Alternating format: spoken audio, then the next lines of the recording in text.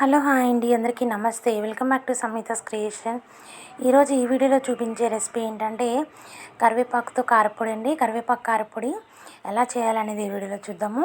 దీనికి ముందుగానే నేను ఒక 10-15 రెమ్మల్ని కరివేపాకు తీసుకొని దాన్ని మొత్తాన్ని ఇలా ఆకు తీసేసి దీన్ని శుభ్రంగా వాష్ చేసుకొని ఒక 1 to 2 అవర్స్ ఇలా నేను దీన్ని శుభ్రంగా ఎండబెట్టుకున్నానండి.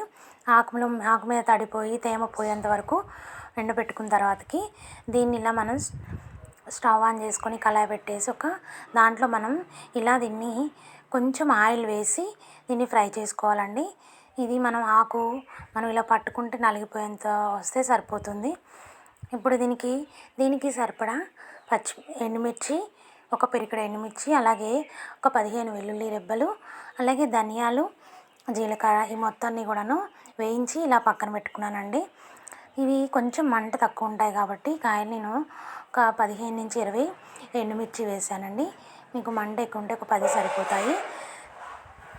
సో ఇవన్నీ కూడాను మనం ఈ ఎండుమిర్చిని అలాగే ఎల్లిపాయలని మొత్తాన్ని ఇలా ఫైన్గా మిక్స్ చేసుకొని ఇప్పుడు దీంట్లో ధనియాలు మొత్తం ఒకేసారి వేసుకోవచ్చు, కాకపోతే అవి ఫుల్గా ఉన్నాయని చెప్పేసి నేను తర్వాత వేసుకున్నాను. ధనియాలు జీలకర్ర వేసిన తర్వాతకి ఈ మొత్తాన్ని ఇలా మెత్తగా మిక్సీ చేసుకోవాలండి. చూడండి, ఇలా మనం ఫ్రై చేసుకోవాలి కరివేపాకుని. సో మనం ఇలా పట్టుకుంటే మొత్తం ఇలా నలిగిపోవాలి.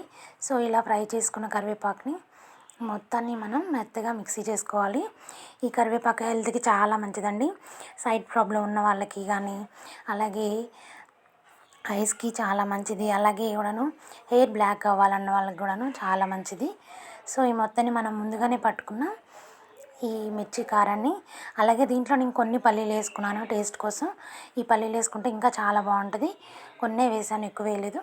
సో దీని తర్వాతకి ఇంకా రుచికి సరిపడా ఉప్పు వేసి ఇలా మెత్తగా చూడండి, ఇలా మెత్తగా మనం మిక్స్ చేసుకుంటే చాలా బాగుంటుంది. అలాగే 1 month వరకు కూడాను ఈ కరివేపాకు కారపొడి అనేది నిల్వ ఉంటుందండి. 1 to 2 months కూడా నిల్వ ఉంటుంది. సో తప్పకుండా మీరు ట్రై చేయండి. Thank you so much for watching. Please subscribe, share my channel. Thank you so much.